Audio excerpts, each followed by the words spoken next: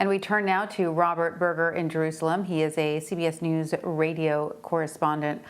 Robert, welcome. What is the latest you can tell us from where you are in Jerusalem? Another very violent day all across Israel, the Gaza Strip, and now even the West Bank.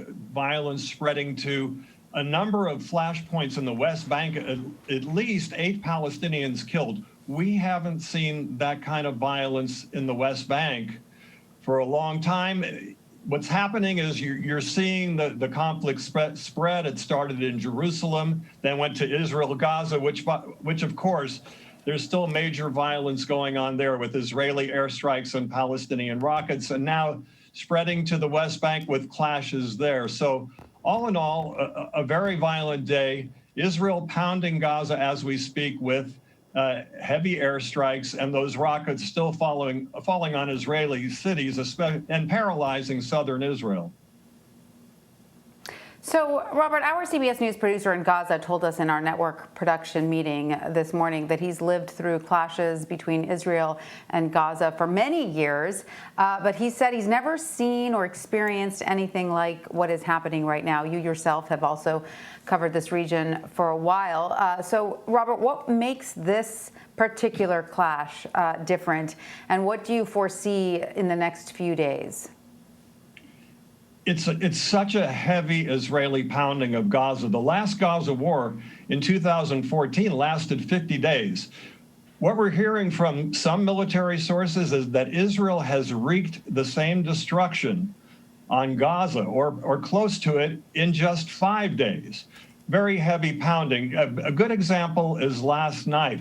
160 warplanes fired 400 missiles in a span of 40 minutes, virtually destroying Hamas's tunnel network. That's where they move weapons and soldiers, and also take cover from Israeli airstrikes. About 80% of that, it's called the Metro, was destroyed, and it's believed that a lot of Hamas fighters are buried there. So very, very intense bombing.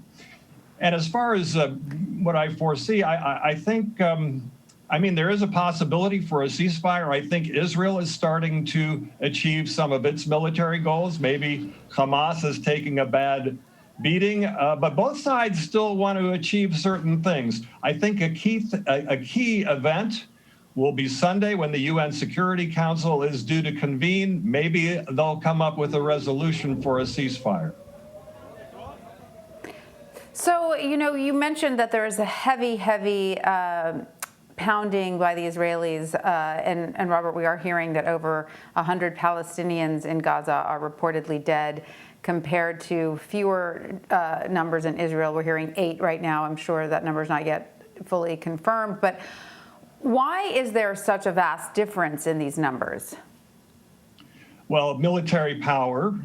Israel is using F-16s, which is a high-tech weapon, and the rockets that the Palestinians are using are low-tech weapons. They are not accurate. Israel also, every Israeli home is required to have a bomb shelter. And there's also air raid sirens.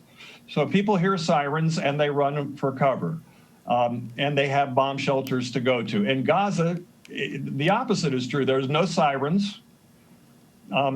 There's no bomb shelters. The homes are not well built. It's one of the poorest areas in the world. It's also the most densely populated area in the world. So people really have nowhere to hide on the Gaza side.